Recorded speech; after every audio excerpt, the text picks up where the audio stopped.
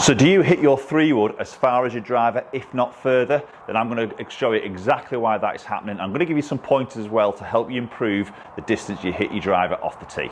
Okay, so like I said, it's one of the biggest questions I get faced with a lot of my clients is, I hit my 3-wood as far as my driver. Why is that? I hit it straighter than my driver. In some cases, I hit my 3-wood further than my driver. So the driver sometimes then becomes a bit redundant. It stays in the bag, and you're obviously going more into your 3-wood because of the distance, and obviously hitting more fairways. So I'm going to show you exactly why that is happening. I'm going to hit some shots with a driver, maybe show you a delivery that is creating maybe less distance with the driver. We're going to do the same with the 3-wood and show you the differences, and then I'm going to give you some pointers of how to increase the distance you're going to hit with the driver, improve your delivery, and find those extra yards.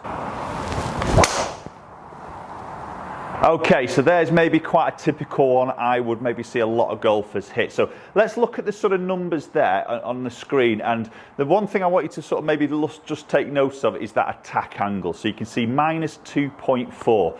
So we're hitting that ball on the way down. Now don't forget, I've got a relatively bit of speed there, just short of 110 club head speed, so I've got a little bit of luxury. Now most golfers, if they're in that sort of 90 mile an hour area or even less than that, hitting 2 down is going to be a real big issue. You're not going to have enough ball speed to keep it in the air to get some distance.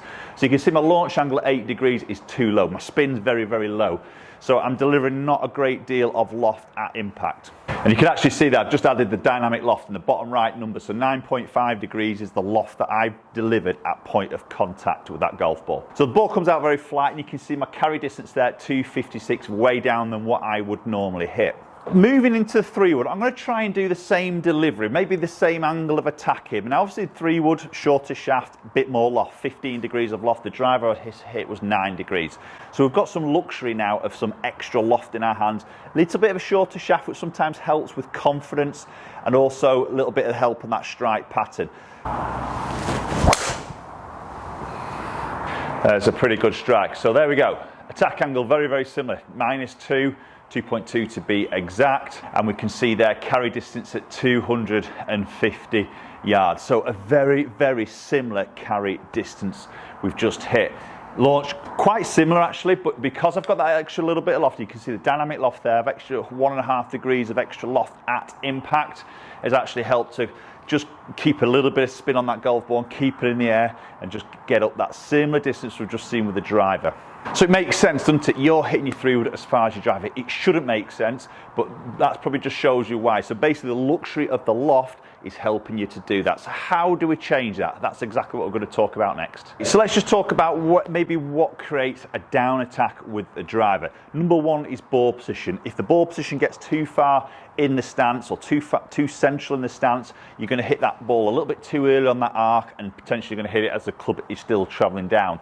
The other aspect is swing direction. So if you swing very much sort of out to in, so left for that right-handed golfer, swing direction, you're typically going to hit a little bit more down on that golf ball.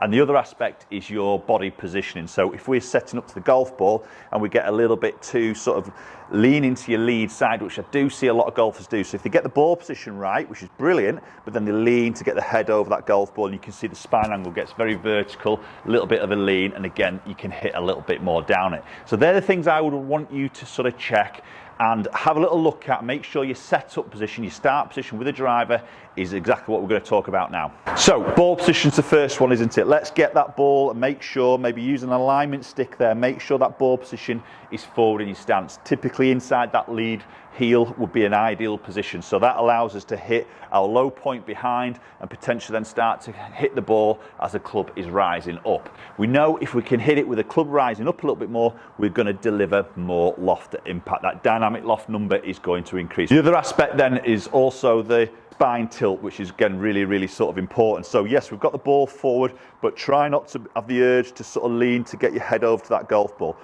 Let your spine sort of slightly tilt away from that target.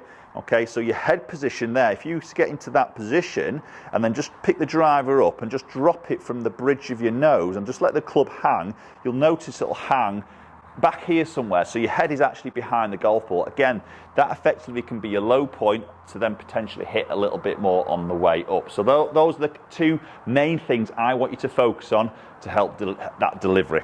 Okay, so let's give that a go. So let's make sure that ball position is up in the stance. Happy with that. And then I'm going to feel a little bit of that spine tilt, and then we'll give this one a hit.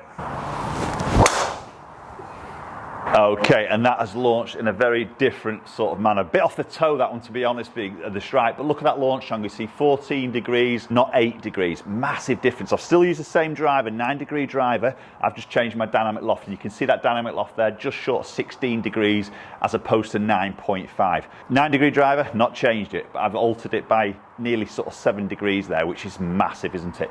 So all of a sudden then, you can see the tack angle is 2 degrees. So because I've hit a little bit more up, that's helped me to deliver some dynamic loft. That's helped me to launch the ball a little bit higher. That's helped my spin to be a little bit more controlled. And then look at that carry distance, 285. So good 35 yards further on the carry distance just through that little change of delivery. So hopefully that video would help. Make sure you check those start position with the driver, and I'm sure you can start hitting up and find those extra yards.